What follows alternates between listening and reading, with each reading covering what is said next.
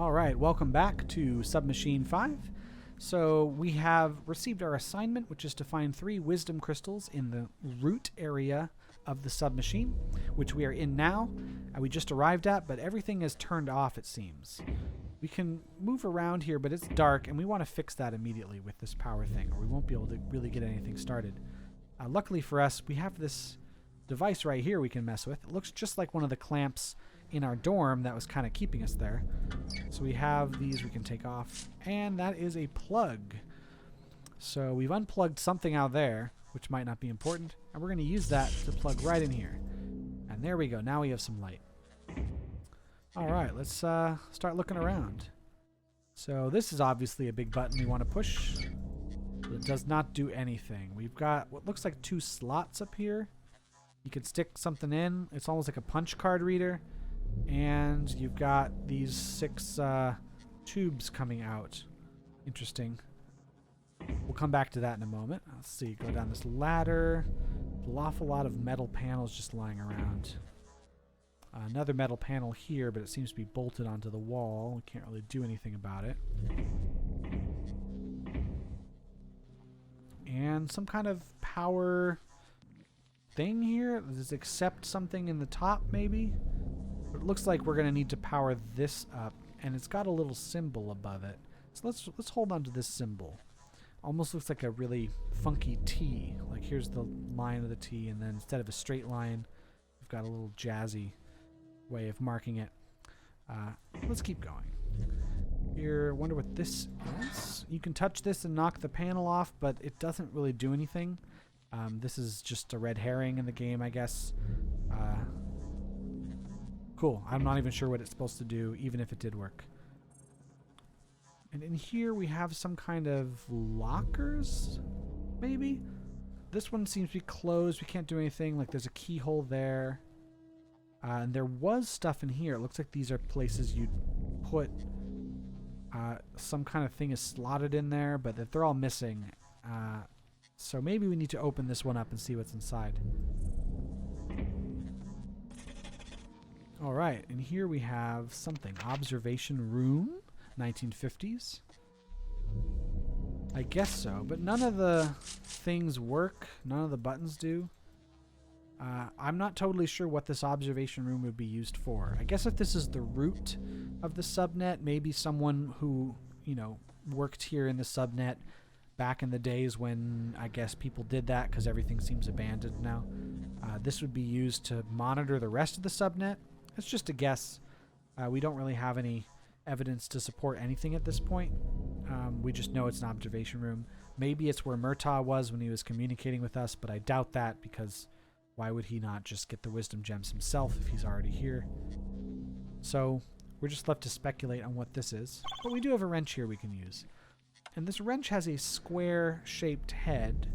And we saw those bolts down here that were square-shaped, so maybe we can just use them here.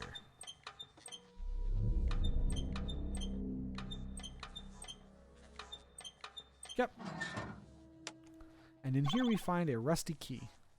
Well, we did see one of those lockers was locked in here. The keyhole looks way too small, but this key only looks large in our inventory. It's actually pretty small. It also looked large hanging up on the hook where we got it. So inside we find something hanging on the hook there. Cipher plate 1. Which implies we're going to find more of these things. But what they're for, we're not totally sure yet. So let's leave this area. Now it's not going to fit in this. And even so, it's not really a powered object. It's just a piece of metal. Looks like it's a bit rusty too. But maybe it fits in one of these slots. It looks like it fits perfectly. So what if we put it right there? Oh wow, look at that. The machine works now, and it seems to have sent us to a new area. Looks like it's in the same general building because we kind of have the same look. The music has stayed the same, which suggests we haven't left the core. Let's take this with us just in case. But we only have one little pipe leading back out, which is interesting. Let's just walk around and see what we can find. So in here we see another one of these power things with a symbol here. This one's a bit different. It's kind of got the same idea of one squiggly line and one straight line, but it's rotated a bit from the previous symbol. Let's just keep track of that and move on. We've got some kind of tub here, full of some kind of liquid. Let's see what this says. This says C6H8O7 times H2O. So this is a solution of water and something here. Now, you will be forgiven if you don't know what this is, because unless you are currently taking high school chemistry and discussing this exact solution right now, you would not know it. Or if you're a chemist of some kind. This is not a commonly known chemical equation, but it turns out is the chemical equation for citric acid, which doesn't say here. I believe that's correct, citric acid. And you don't actually have to know that to beat this game, though it might help, I guess, because you do have to use this tub of citric acid for something, obviously. And the citric acid has a use that I guess is analogous to real-world use, although if you know what is about to happen, it's nothing like what would actually happen in real life, but I guess it's got some kind of similarity. Over here, it seems like there's nothing. There's these pipes that when you hover over them, they kind of shake. Same with this one here. Let's keep going. So we put this back in. Will this let us teleport back? No. But if we take it out, that teleports us back here. So that's interesting. We'll put this back in. So it seems like whenever we have the cipher plate in the slot, we teleport here. When we don't have it in the slot, we teleport back here. But we have two slots, so let's see what happens if we put the cipher plate there. Well, look at that. We teleport to a new area, again with this pipe leading out. The fact that this has a pipe leading back suggests that the original one here, these 6 pipes, they each lead somewhere that we're visiting. And these locations are not only in the same general world, so we're not going to different dimensions, we're just going to different locations, but that we're in the same general area, because otherwise these pipes would be stupidly long. So we've teleported basically just to another room in the same building. Let's just make our way down here, see what we can find. Look at that, a second cipher plate and another kind of observation room. And going down further, this looks like a place we can go.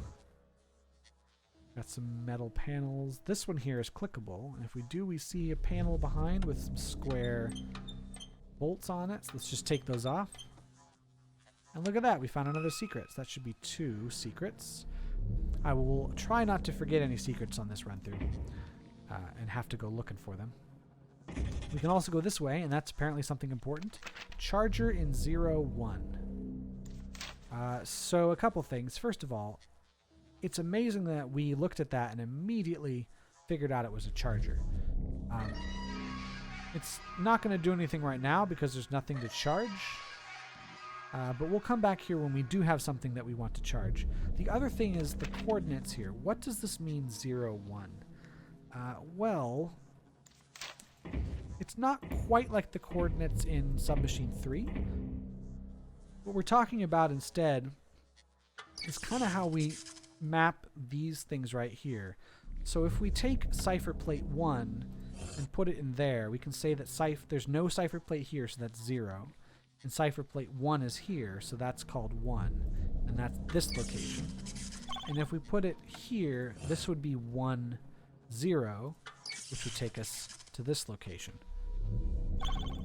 So depending on what plates we put in, we might arrive at different locations. So maybe cipher plate 2 will function differently. So it'll take us to 2, 0.